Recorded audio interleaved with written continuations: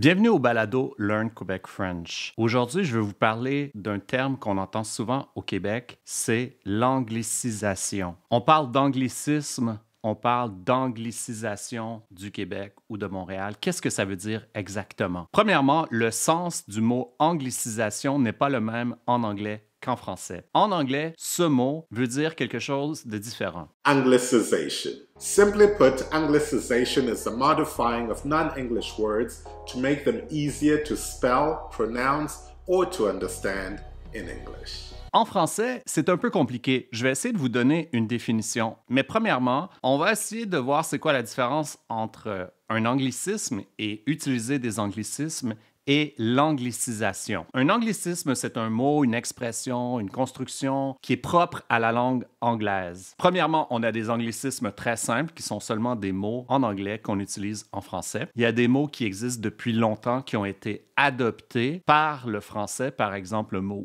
week-end, bien qu'au Québec, on utilise souvent le mot fin de semaine pour dire week-end, mais ce mot existe depuis très très longtemps en français. Et il y a des anglicismes plus récents, par exemple, dans le langage populaire, on pourrait dire c'est nice ou c'est cool ou c'est chill, qui seraient des mots d'anglais qu'on utilise tout simplement en français. Il y a des anglicismes un peu plus difficiles à reconnaître, qui sont les anglicismes syntaxiques ou anglicismes de structure, parfois on les appelle aussi des calques de l'anglais, qui sont des traductions mot à mot d'une expression ou d'une structure qui vient clairement de l'anglais. On critique plus souvent ce type d'anglicisme parce qu'il déforment un peu la structure de la langue et font oublier des expressions qui existent déjà en français. Par exemple, en anglais, on dit « throw the towel » pour abandonner et en français, on dit « jeter l'éponge ». Mais on entend souvent maintenant « jeter la serviette » qui est un anglicisme. Même chose pour « à la fin de la journée » qui vient de l'anglais « at the end of the day » qui veut dire « en fin de compte » qui serait l'expression en français qu'on devrait utiliser ici. Mais ça, c'est pas l'anglicisation. Donc, l'anglicisation, c'est pas le fait d'utiliser des anglicismes. Et c'est pas non plus le fait d'être bilingue, de parler aussi bien l'anglais que le français. Et c'est pas non plus de parler l'anglais au quotidien, par exemple, dans son travail. Donc, tout ça, c'est pas l'anglicisation.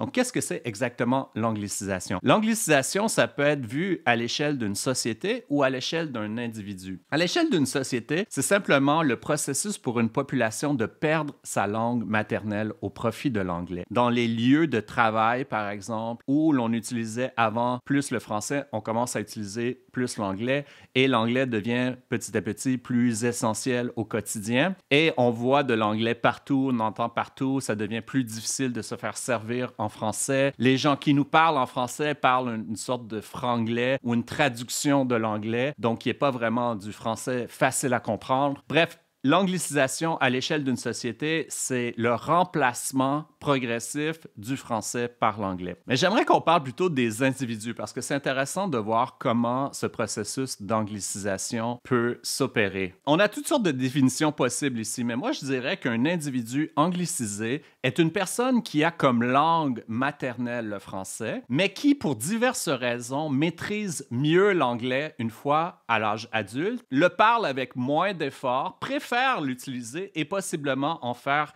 la langue principale parlée à la maison et la langue que cette personne va transmettre à ses enfants. Normalement, on observe ce phénomène chez les gens qui habitent à l'étranger. Donc, ça, c'est tout à fait normal. C'est un processus presque inévitable qui s'effectue sur plusieurs générations. Donc, normalement, la première génération d'immigrants arrive à garder sa langue maternelle et la transmission se fait peut-être à la deuxième génération, mais cette deuxième génération le parle moins bien. Et ensuite, la troisième génération peut perdre normalement complètement la langue maternelle et le lien avec la culture d'origine. Quand l'anglicisation se produit dans le pays où la personne habite, c'est quelque chose de différent. C'est un processus qu'on peut observer chez certaines personnes, chez certains francophones au Québec. Et il y a un article intéressant publié par un chercheur sur la question linguistique qui s'appelle Frédéric Lacroix. et qui parle de l'anglicisation à Laval. Laval est une ville très proche de Montréal, sur l'île d'à côté. Il écrit « À Laval, le français est une langue en chute libre sur le plan symbolique, au point où les jeunes francophones socialisés dans un univers numérique anglophone et dans une province qui dévalorise implicitement et presque ouvertement sa seule langue officielle, subissent déjà à 17-18 ans une érosion de leur vocabulaire de base dans cette langue alors qu'ils trouvent facilement les mots en anglais. Disons-le, à Laval, chez les jeunes, l'assimilation collective à l'anglais est en marche. Il écrit un peu plus loin. Il y a belle lurette, c'est-à-dire il y a longtemps, il y a belle lurette que la régression du français a largement dépassé la simple notion de vocabulaire emprunté de l'anglais. Aujourd'hui, on fait passer pour des anglicismes des termes qu'on refuse simplement de traduire adéquatement. Ainsi, dans certains travaux étudiants, on peut lire des phrases comme « C'est à ce moment que le policier a pris son gun » ou encore « Elle marchait tout bonnement sur le sidewalk ». On ne parle pas ici d'anglicismes comme « timing » ou « brainstorm » qui seraient déjà plus faciles à accepter en raison de traductions plus ou moins évidentes. On parle ici de termes ayant des équivalents directs en français, mais pour certains qui en oublient leur vocabulaire français, le terme en anglais leur vient naturellement et ils n'essaient même pas de le retraduire vers le français. Frédéric Lacroix parle d'une aliénation linguistique. Remarquez le processus d'aliénation linguistique. Une personne francophone qui a grandi en français toute sa vie finit par oublier des termes de vocabulaire aussi simples que fusil et trottoir, mais les identifie très facilement en anglais. Déjà, on peut repérer un problème majeur, mais c'est pire que cela. La personne en vient à ne même plus tenter une traduction en français pour réappliquer le vocabulaire qu'elle a pourtant toujours su. Lorsque questionné sur ces mots anglais intégrés au sein d'une phrase en français, certains étudiants se défendent candidement « Mais monsieur, c'est OK, j'ai mis des guillemets » ou encore « Mais monsieur, vous avez compris ce que je voulais dire ». Je pense qu'on peut clairement distinguer la différence entre l'anglicisme et le processus d'anglicisation. Quand Éric Lapointe chante « Loadé comme un gun », je n'ai peur de rien, ni du mal, ni du bien, que Dieu me pardonne, j'ai le cœur loadé comme un gun. on pourrait dire que c'est exactement la même chose que les étudiants à Laval font, mais à mon avis, c'est pas la même chose. Éric Lapointe utilise ces mots d'anglais pour reproduire le langage populaire et pour créer un effet, mais je suis certain qu'il est capable d'utiliser ces mots en français et qu'il les connaît très bien. Il pourrait les trouver rapidement s'il voulait. Dans l'autre cas, on a des élèves qui probablement se rappelle même plus de comment dire les mots en français. Un peu plus loin, il écrit « Dans les discussions orales, même son de cloche. Les étudiants se parlent fièrement en anglais dans les corridors ou même en classe. Et avant qu'on ne réitère le sempiternel faux argument qui cherche à minimiser ce phénomène sous prétexte que « mais c'est bien qu'ils pratiquent l'anglais », mettons les choses au clair. Ce n'est pas de la pratique. Ces conversations sont légion, c'est-à-dire sont très courantes, et n'ont rien d'un exercice formateur ou pédagogique. Exemple de conversation entendue à la cafétéria. And I was like, you know, oh my God, I can't believe you just said that.